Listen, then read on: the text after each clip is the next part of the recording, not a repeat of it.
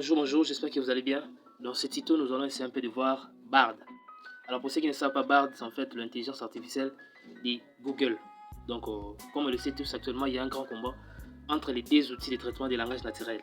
Il y a de l'autre côté ChatGPT et de l'autre côté Bard. Donc ChatGPT pour Microsoft, Bard pour Google. Alors pour ceux qui ne savent pas, Bard c'est en fait un prototype de chatbot. Un chatbot c'est en fait un agent conversationnel. Alors Bard est construit par Google sur base d'un modèle de langage qu'on appelle le Lambda.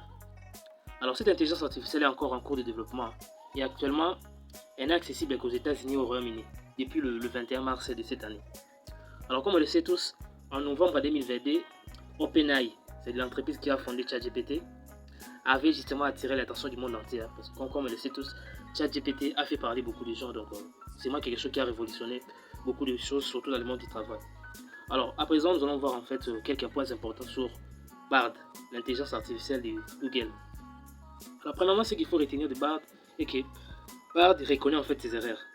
Donc, comme tout agent conversationnel, il apprend en analysant en fait des grandes quantités de données qui proviennent de l'internet.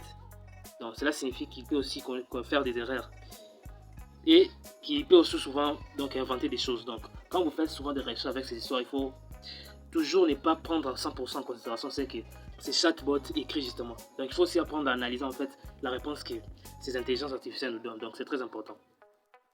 Alors le deuxième point qu'il faut aussi retenir par rapport à Bard est que Bard est conçu pour justement des utilisations occasionnelles. Donc c'est pas un moteur de recherche que vous allez utiliser à tout moment, comme Google ou YouTube qu'on utilise à tout moment. Non. Bard il s'agit justement d'un système expérimental destiné à montrer aux gens comment ils peuvent utiliser ce type d'agent conversationnel. Donc c'est un peu ça. Cette intelligence artificielle peut générer des idées, il peut écrire des articles, des blogs, il peut répondre à des questions par des faits ou des opinions. Alors un autre point important par rapport à Bard, il ne donne pas toujours la même réponse. Donc comme ChatGPT, donc vous pouvez poser la même question 2 fois, 3 fois, 4 fois.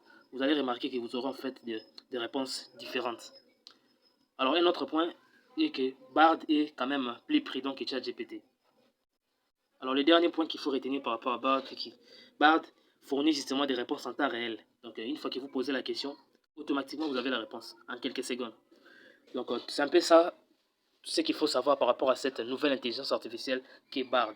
Donc si vous avez des questions là-dessus, laissez-les-moi dans les commentaires. Et je reviendrai peut-être prochainement pour d'autres vidéos par rapport à toutes ces nouvelles intelligences artificielles. Portez-vous bien et on se retrouve prochainement pour d'autres vidéos. Ciao.